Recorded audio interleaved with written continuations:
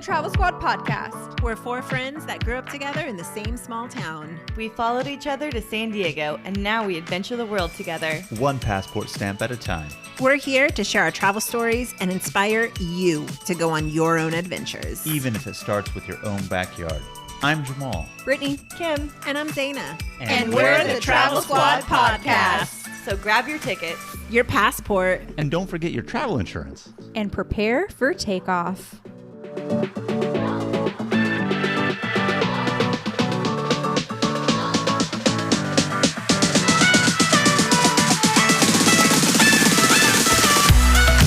Hello, fellow travelers.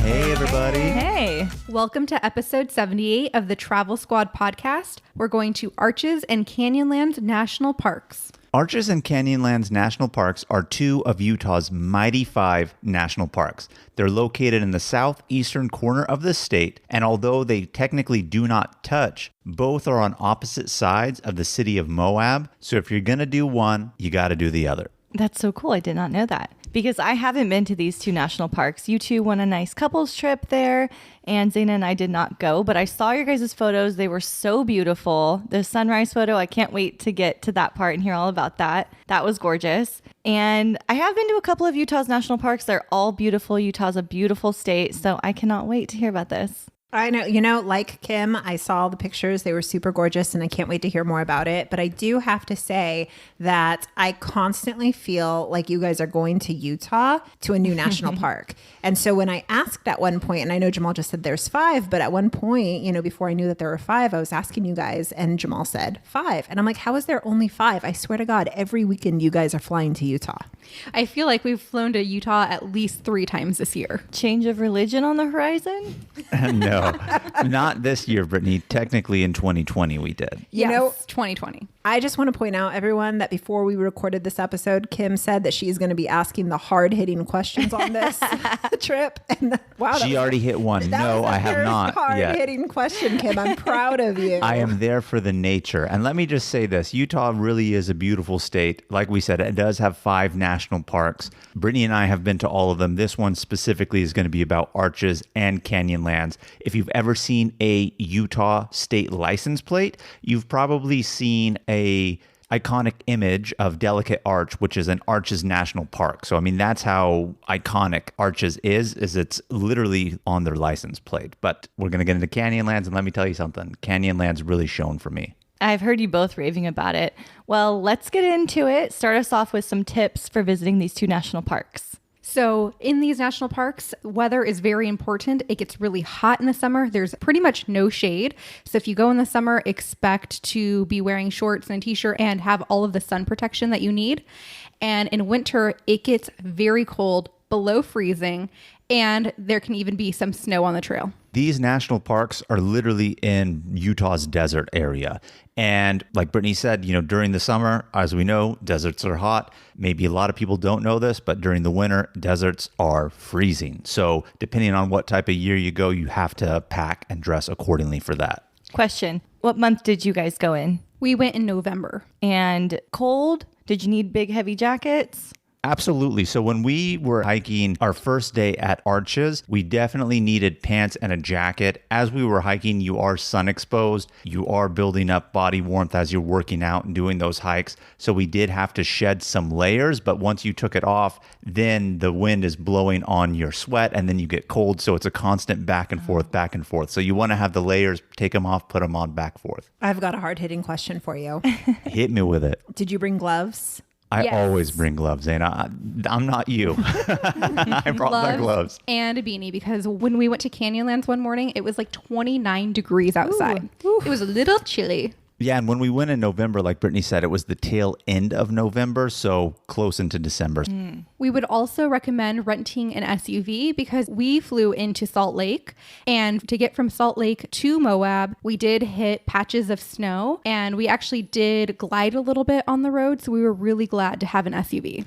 The SUV is very much needed. Realistically, when you fly into Salt Lake City and make the drive, it's about 4.5, 5 hours to Arches and Canyonlands, right, Brittany? If I remember 4 correctly. hours. Yeah.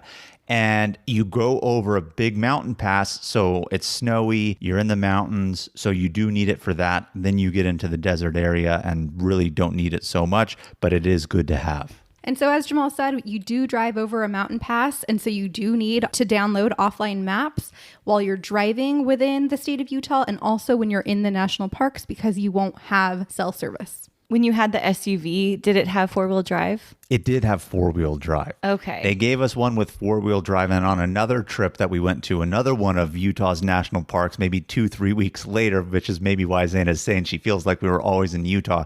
They gave us an all-wheel drive, which was sufficient because it had a button to put for snow traction. But yes, you do want to have at least a 4-wheel drive, at the very least all-wheel, and have the capability to have the snow traction on it, which I think a lot of newer cars that are all-wheel do have that. I have a question, and I've had to think about this before when I went to Yosemite. Do all SUVs have either 4-wheel drive or all-wheel drive?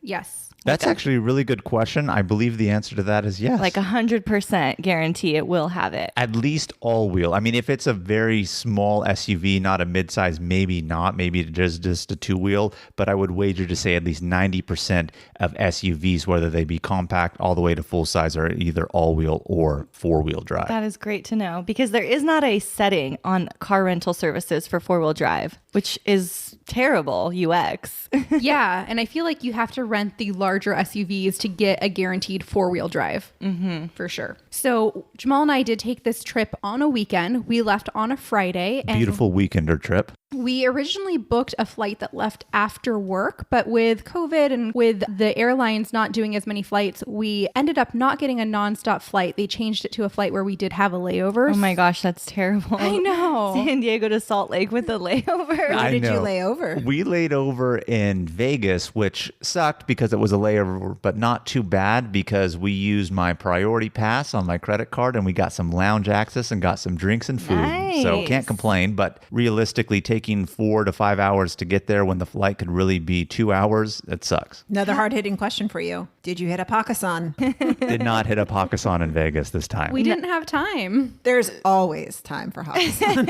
I agree with that. But in the lounge in Vegas, how is it different than it would have been BC before COVID? Before COVID. I figured I knew what BC was when you said that. Back in the ancient days, too. That's a really good question, Kim. So in the old days, BC, you used to be able to go up to the food and serve yourself. And now they actually have pre-portioned plates for you. And then you go up to a counter and you tell the person what you like. And they kind of have like a menu stand at the front, which tells you what they're offering currently. Ah, okay. So you can't get any of your own food or drinks.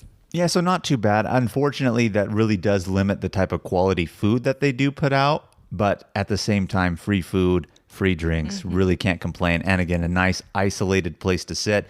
Lounges these days aren't very crowded also. So it's a good opportunity to take off your mask for a little bit of reprieve and feel safe and comfortable too with not all the masses around you. So on Friday, we probably only took off of work maybe 2 hours early. So pretty much worked a 40-hour week and we didn't really use any vacation time to take this trip. Okay. Yeah, so after our layover in Vegas and getting into Salt Lake, we landed, around 10:30, 11 o'clock at night.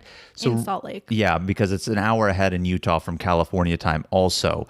And then we just checked into our hotel in Salt Lake City, barely got any sleep. By the time we got into our hotel and checked in, maybe it was close to midnight. We woke up at around 5 o'clock to get an early drive. Brittany's farts keeping you up all night. No, they weren't. They weren't. Not that night. She didn't have gas from the food in the lounge.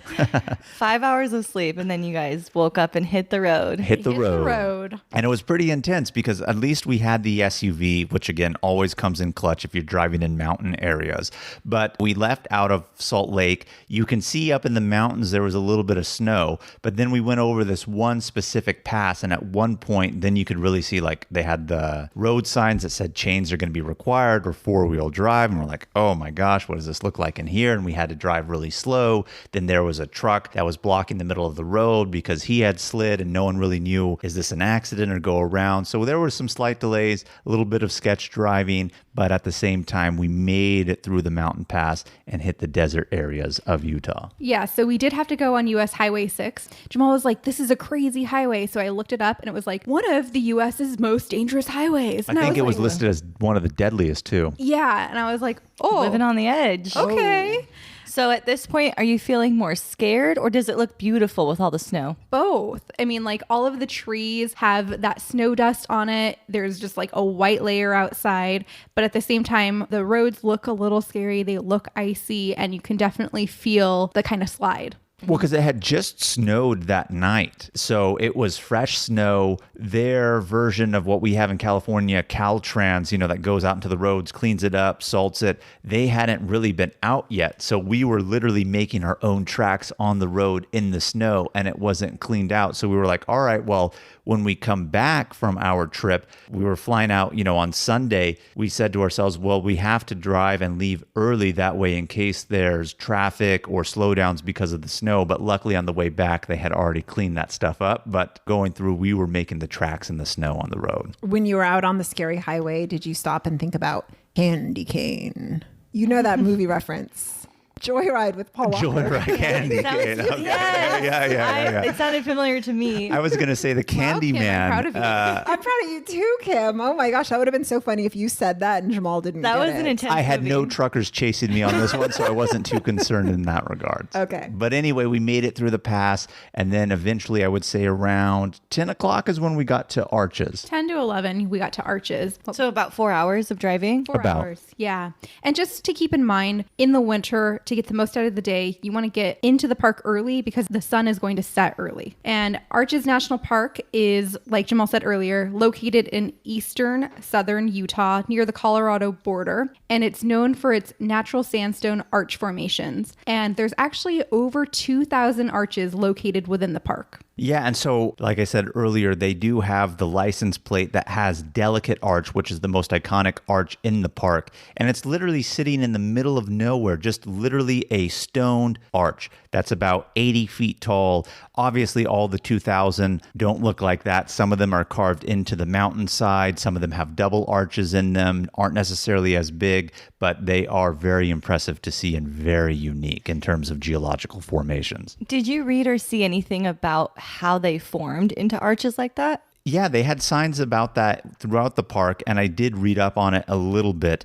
And I remember some, but not very descriptive on how I'm going to say it here. But pretty much what it is all the wind and sand and dirt blows on it, and it just carves out the arch itself. So it's a bunch of wind and sand erosion. And since there's a lot of that in that area, that's why there's a lot of arches. Interesting. So it's going to change with the years too as the wind keeps coming. Absolutely. And Cool. I think I also remember reading that when it rains or when there's ice, it starts to crack layers open or off. And so that also contributes to the change in the sandstone. Nature at its finest. Absolutely. So like Jamal said, our first stop was Delicate Arch, and Delicate Arch is the most famous sandstone arch in the entire world. And it's freestanding at 52 feet high, and there's 3 different ways to view it. So number 1 is the way that we went. We started at Wolf Ranch, and it's a 3-mile trek, not a lot in elevation gain, and it took us about 2 hours to do. And on this trail to Delicate Arch, you also have the opportunity to see petroglyphs, which I know would really get Kim going because she loves old ancient things. And it also has the ability to climb up a window arch. And while you're in the window arch, you get views of Delicate Arch while you're there. Yeah, and when you get there, you really don't see the arch until you make this little final crest over, and then you can see it. And when you're there, literally there's almost this amphitheater feel because it really kind of looks down, then there's the arch, and everybody is there trying to take the photo with it. I know we've talked before in previous podcast episodes, find the right person to take your photo. You definitely need to do it here because I got somebody to take a photo for us after waiting in line. So when you want your photo, do expect to wait in line, especially if you want it solo. But the person didn't even get us under the arch with the full arch. They cut it off. And I'm thinking to myself, what are you doing? So I had to go back, look, tell him, I want this frame. Please get the whole thing in it. And he was successful, but don't lose your spot in line. Squad tip, don't lose your spot in line. And realize then that the person took a terrible photo of you because you will also- have to wait a long time, about 10, 15 minutes. and adding on to your squad tip there is frame the photo for your photographer before you hand your phone off and tell them exactly what you want. Because I had the same thing happen to me at the Witch's Mansion in Salem, Massachusetts. And I took a beautiful picture of my friend. The whole house is in it, everything. Passed it to the lady behind me so I can get in the picture, and she cut off half the house. I was like, I hate that. what the? Don't just take it to me. I'm like here in front of a historical thing. Frame the photo for them. Yes. And another squad tip, Delicate Arch is also a great place to watch the sunset and stargaze. And again, out in the desert, there's nothing else there for you. So if you are going to stargaze and watch sunset, you're going to be making that hike at night. So do have some sort of light source, whether it be a flashlight, headlamp. If you want to feel brave and just use your phone, do keep that in mind. If you go out there, it's going to be pitch black, but it's a great, great place to watch the sunset. And this is your only hike that will allow you to get very close and touch the arch. So if that's really important to you, then this is the hike that you need to do. How did it feel? It felt great, hard, and girthy. I was going to ask you about the girth. There's not a single episode that can go by that we don't talk about girth. It was girthy. Was it delicate girth? Slightly.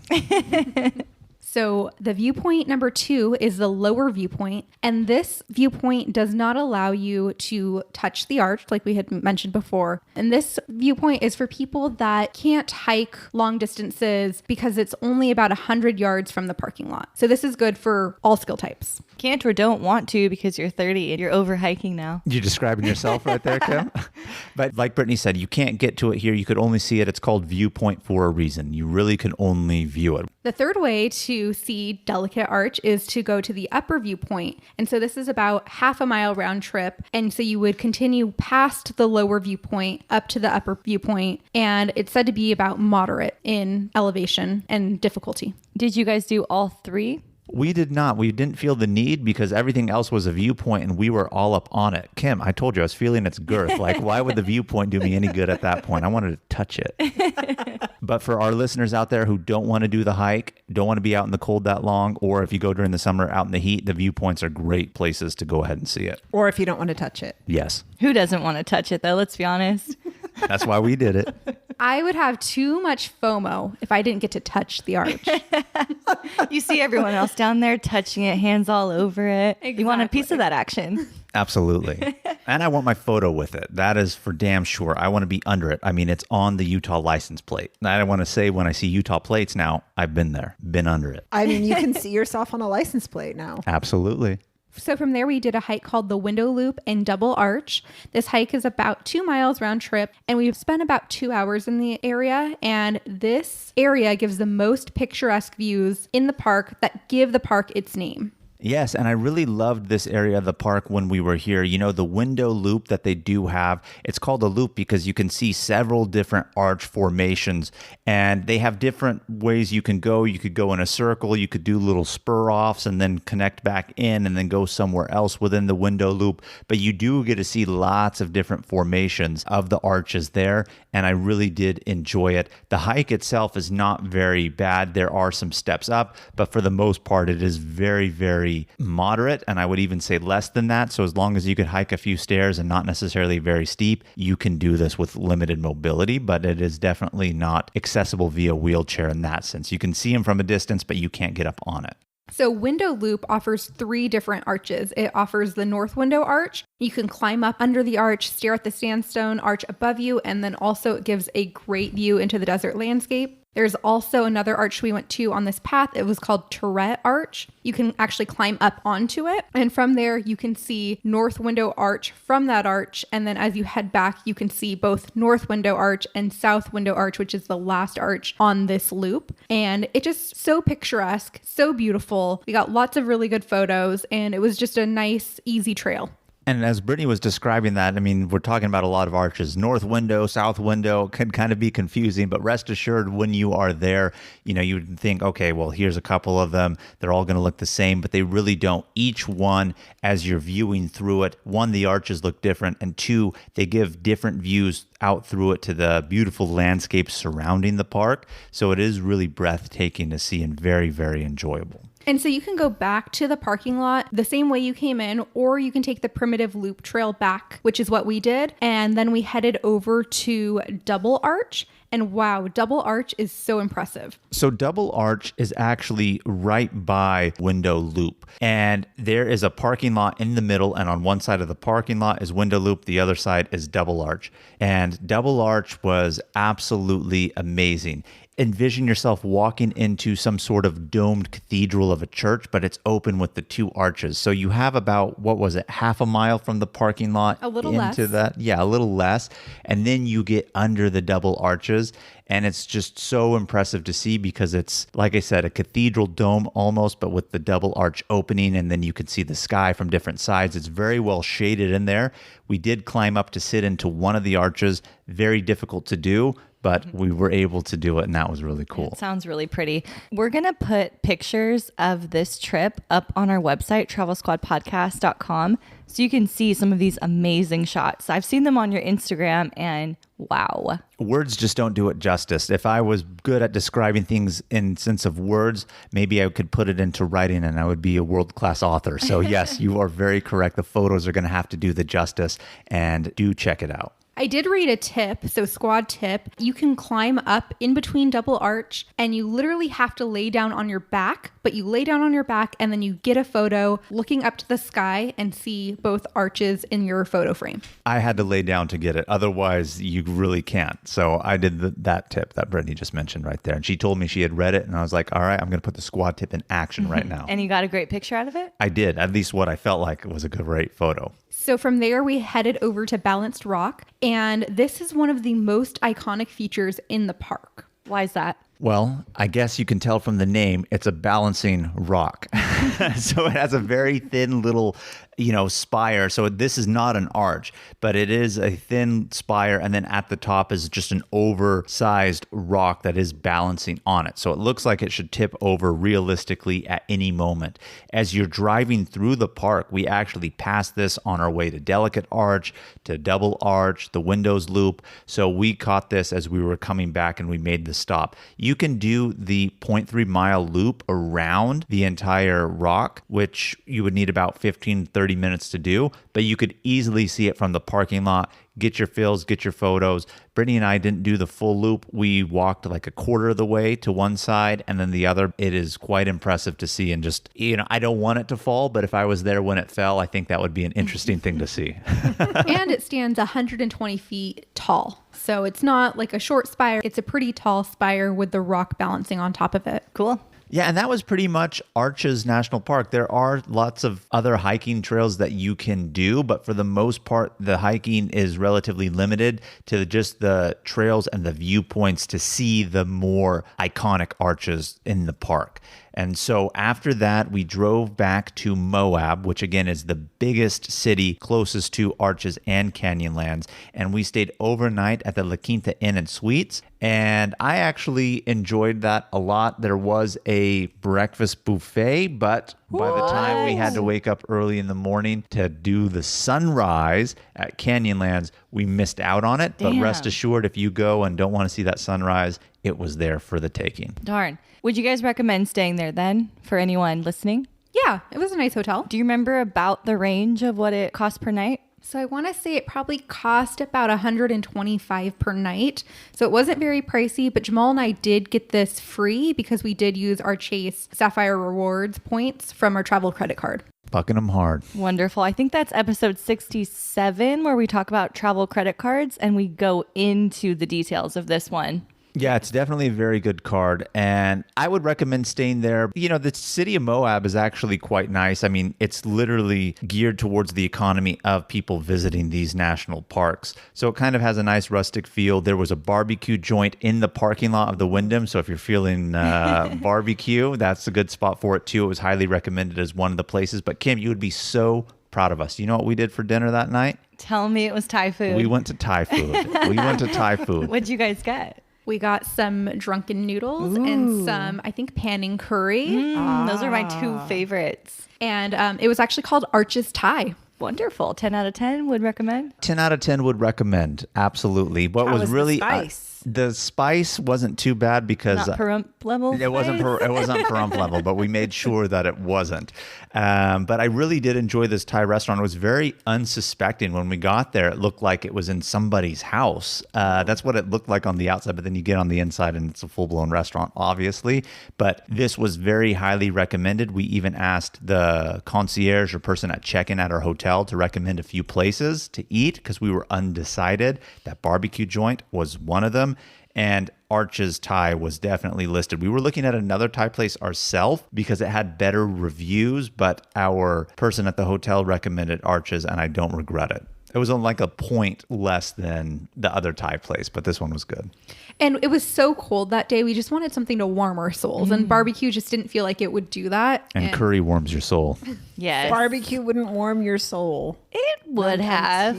But not in the way that curry does Baked for that beans. cold weather. Yeah. Yeah, but not in that way. It warms my soul, but not in a warm my body soul type way. I think I just realized Kim said baked beans. Those are warm. Yeah, they are. That's why I missed it the first time, and then once I actually realized what you said, I was like, yeah, those are soul warming. So the next day was Sunday, and I'm going to start you guys off with a squad tip. It was cold in the morning. It was like 28, 29 degrees. Fucking cold. And we were right next to a gas station. So Jamal and I went to the gas station and we picked up a piping hot chocolate before we started our drive to Canyonlands. Yeah, so a couple things that I want to throw in right here. It was a Chevron, if I'm not mistaken, but it was so early that we were going to catch the sunrise, which you mentioned earlier that you're excited for us to talk about, Kim, that McDonald's wasn't even open. Wow. But because, like I said, everybody in Moab realizes what their economy is geared around, this Chevron actually had packaged to go breakfast burritos that were moderately priced and pretty bomb. I mean, some people are sketched out about gas station food, and to an extent, depending on what it is, I would agree, but these were bomb. So we picked up that hot chocolate to warm our soul some more here in the morning, and we also got those breakfast burritos. But the sunrise wasn't even on our itinerary because we were supposed to fly back home on Monday, and now here we are on Sunday. But because, like Brittany was saying earlier, they jacked up our flight going, they jacked up our flight coming back. And so we were like, okay, we might not have enough time to do the second thing, so what are we going to squeeze in? So we squeezed in that early morning sunrise. I have two things to say. One, about gas station food when you're traveling and close to national parks and in less busy populated areas. The gas station food, actually, they have people that will make food. And so I would say those are higher quality gas station food than your average San Diego gas station. Absolutely. There was actually even a deli inside the Chevron. Yeah. And then second thing, since COVID, Southwest has been really crazy with their flight changes. Yes. Understandably. But we rep them. It's unfortunate. And it's annoying, though, because you'll book a direct flight and then they'll change it once and change it twice and change it 3 times. It's at a completely different time and has a stop or 2 stops in it when you booked a direct. It's just a little frustrating. And I know that we have tried calling them once to switch to a different flight because of all the changes. They were really accommodating with that. So we'll give them that. But COVID and their flight changes, man. Yeah, so we were supposed to originally fly home Monday morning and get in before work, and then they changed our flight to be Monday at 1 p.m. and I was like, that's not going to work. So we had to take the last flight on Sunday, and then they even changed that. So we were like, at first we were even debating, are we going to even be able to get what we want to do out of this trip? Should we just focus on one national park?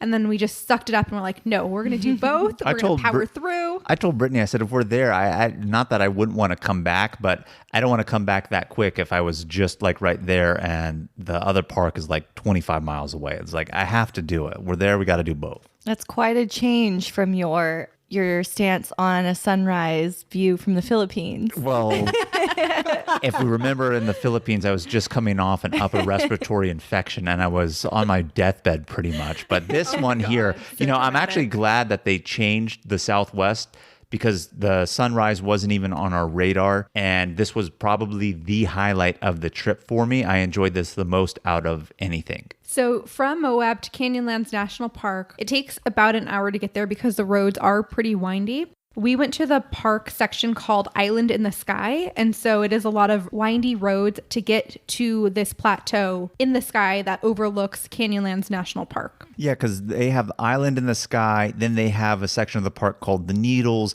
and the Maze. And Canyonlands here, all these canyons, if you can't tell what it is, I mean, you're just seeing vast, vast canyons in the desert.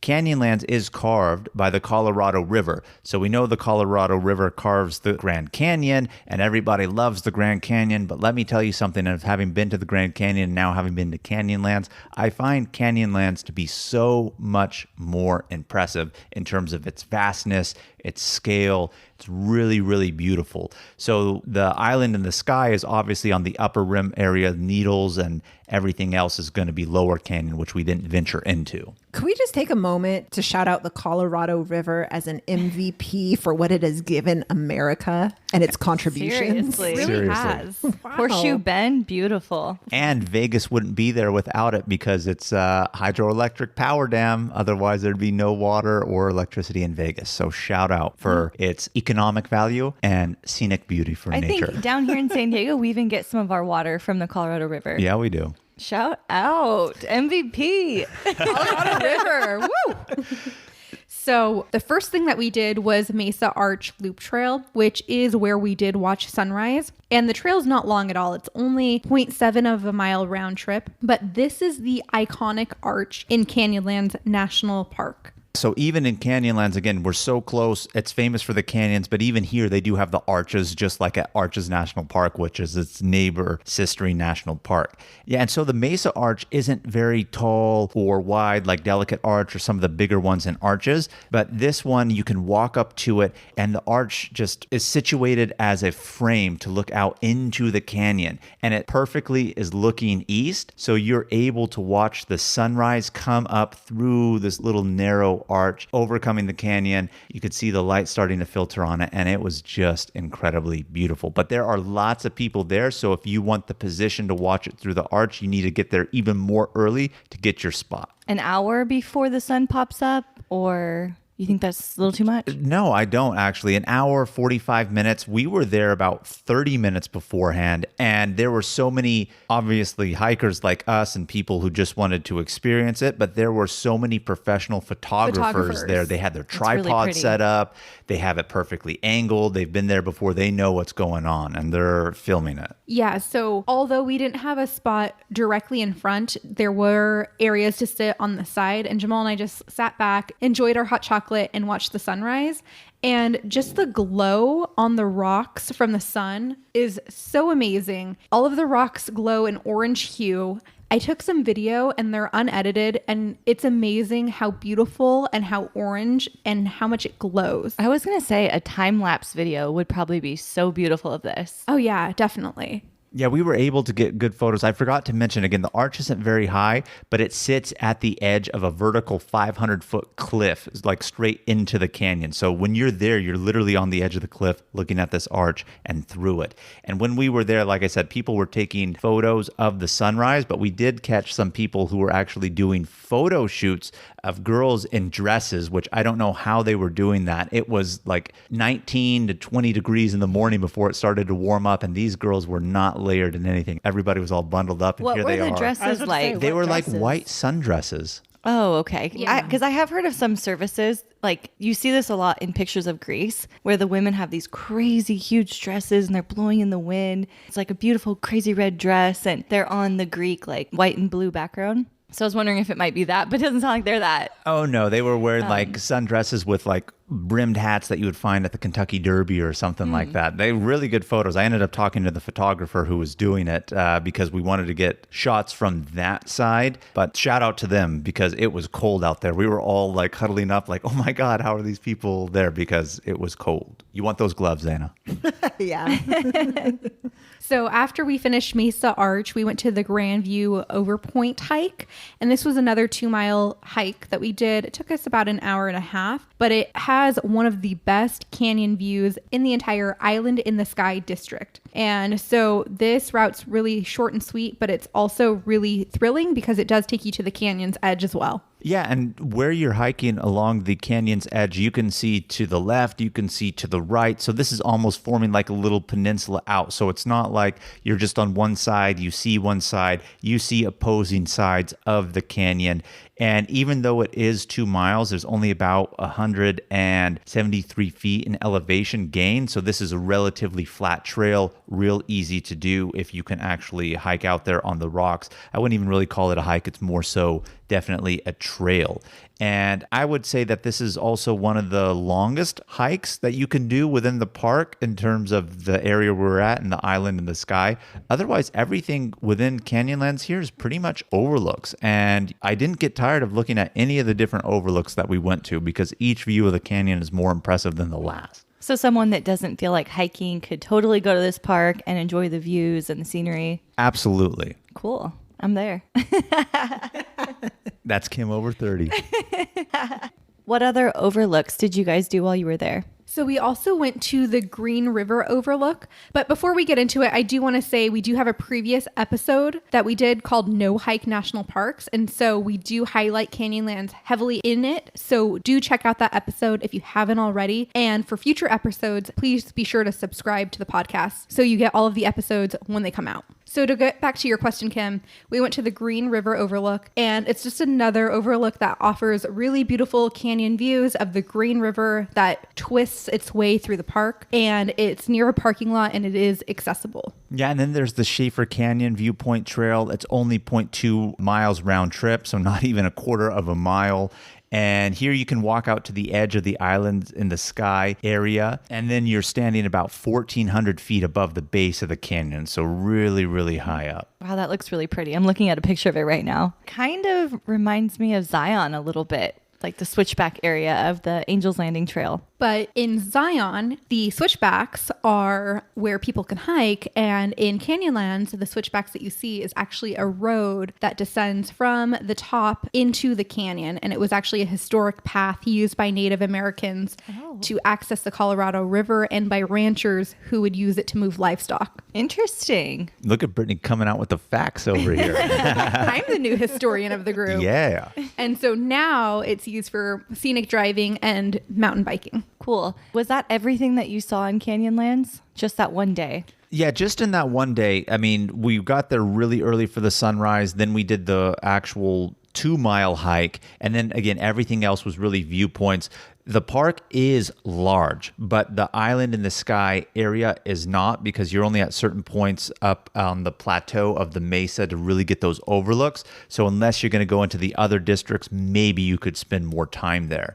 And I forgot what it was called. Maybe Brittany remembers the name, but there is a road that's unpaved, but it's 100 miles that'll take you from the top and through all the districts throughout the park and down into the canyon as well. And I really want to go back there and do that one of these days. I think that would really be awesome. They even recommend that people could go out there and camp, because even though it's 100 miles, they say you should take 2-3 days to do it. I don't see how that's practical, but I haven't read too much into it. But maybe because there's so many places to stop and look. Yeah, I think so, because we were able to see the road and actually saw some people driving on it lower into the canyon. But at the same time, I think to myself, okay, 100 miles, yeah, I would stop, but I don't know if I'd literally spend 2-3 days driving 100 miles. Yeah, So maybe there's like a lot of cool hikes you can do and you want to stop, go for a hike and make a whole trip out of it. Yeah, I would definitely go back and explore more of the park. I want to say the part of the park called the maze, they don't even recommend you go into unless you're really good at like navigating, because there's no true roads, you have no cell service, and so it's like really desolate and in the true desert wilderness. you really need to be like a backpacker and backcountry person to know that area of the park. Otherwise, they say you shouldn't go in, like Brittany was saying. Wow. So in this one day, about how many hours would you say you spent in Canyonlands? I'd say probably like 5 to 6 hours. 5 to 6. And I know there's a couple things that you wanted to do that you couldn't do. So if you were doing this trip all over again, you had more time. How much more time would you say you could have used? We could have probably used another anywhere from like 2.5 to 3.5 hours. I was going to say another day because I want to do that 100-mile road. But yeah, in terms of that, there was one other thing too. I think there was some sort of Native American adobe structure carved into the mountain. Maybe it would have got you going, Kim, as we know it does. But I think that was on our itinerary to do, and we didn't do it because, again, we had to get back in the evening for that evening flight home. But at the same time, again, sunrise came out of that, and that was really, really enjoyable and the highlight of it. I mean, honestly, words cannot begin to describe the way the colors looked on the canyon as the sun was rising, and through the arch as your own picture frame through it. It's just absolutely breathtaking. And even if I didn't see the sunrise, I would say Canyonlands is better than Grand Canyon. Just throwing that out there. Oh, It's a bold statement, and I'm saying it. So if you just want the highlights of Canyonlands National Park, you can do it in a day, but it's a park that you can spend a whole weekend in and just like get lost exploring and having a really good time. cool. And I would say Canyonlands was more enjoyable to me than Arches. I thought going into Arches, because it is so iconic of Utah's Mighty Five, that was going to be more enjoyable to me, but I enjoyed Canyonlands a lot more. That's wonderful. And for this trip, you guys flew back on a Sunday and made it back for working time on Monday, right? Yes. yes. Cool. Utah's transportation system or workers, whatever you want to call them, they did a good job clearing those roads. So we had no snow issues on the way back. So it only took about 4 hours to get back, or about 254 miles from Canyonlands to Salt Lake City Airport. Fantastic. Well, I know we have some burning hot questions from our listeners, not just from me. So it is my favorite time of the week. Questions of the week. Woo! Our first audience listener question comes from Lenny from Oklahoma. And Lenny is asking, which park do you prefer, Arches or Canyonlands? I wouldn't have said what I said a couple seconds ago if I knew this question was upcoming, but I answered the question already. I'll say it again. Canyonlands, very underrated of Utah's 5. Now that I've been to all 5, I can say that. Very underrated. I would have to agree with Jamal, and my answer is based on watching sunrise at Mesa Arch. It was such a beautiful view, the orange just glowing everywhere and just illuminating the canyon. Definitely top sunrise I've been to. And I wasn't there, but I would still like to give a shout out to all the girth there. And There's some girth going across that canyon, let me tell you. I was going to say, follow-up question.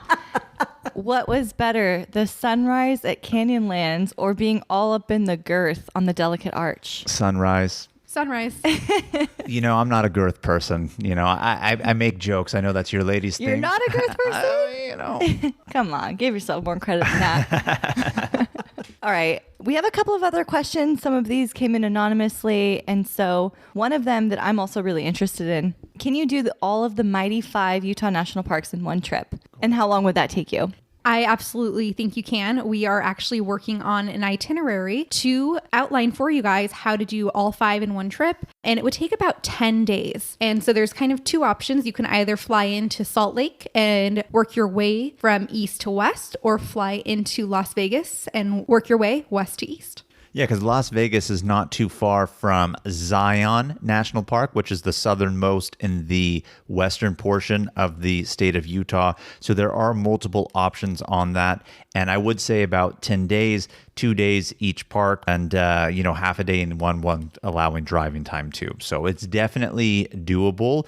And as a matter of fact, we were all planning that trip as a backup trip for our many backups during the COVID year of 2020 when we didn't think anything was going to happen. So that was even one we were planning on doing. We were thinking about doing it in an RV, if I remember correctly. And that would have been badass. I can't wait for the RV trip. It's going to be amazing.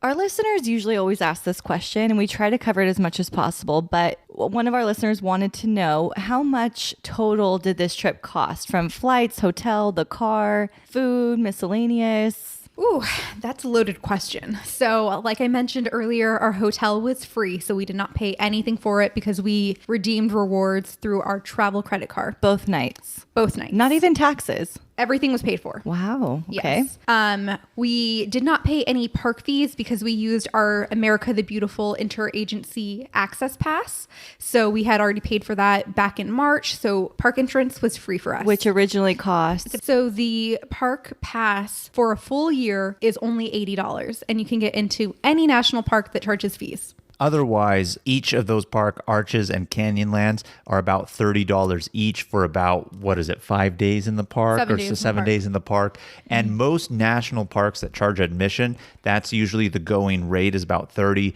Depending on other parks, I've seen some national parks as low as 15, 20, some even a little bit higher than 30, depending on if they're a really popular national park. So the national park pass is definitely clutch and a good thing to have if you're going to be going to multiple throughout the year. Yeah, it sounds like a great deal. If you're going to hit at least 3 parks or go to 1 3 times, it pays for itself. So it's a great idea. And I think if you have the pass, you're encouraged more to use it. So it forces you a little bit to get yourself out of the house. Absolutely. And, we do go places in different states to use it, but we are very fortunate being here in California, having the most national parks of any state. So again, exploring our own backyard, and we can make use out of it even if we didn't go anywhere.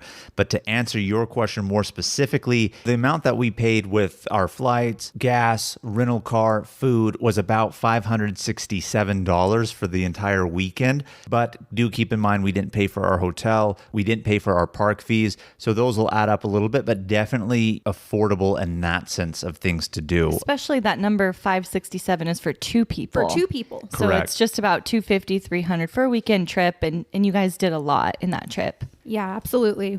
Nice. I love that you guys are fucking them hard and getting free flights and hotels. Like to fuck them hard. And we did pay for breakfast on when we were there, and we could have had that breakfast buffet. Just saying. Damn. You guys should have went and saw the sunrise and then ran back real quick for breakfast. Believe me, it was talked about. We were talking about, are we able to make it back by the time breakfast ends at 10? And that didn't happen.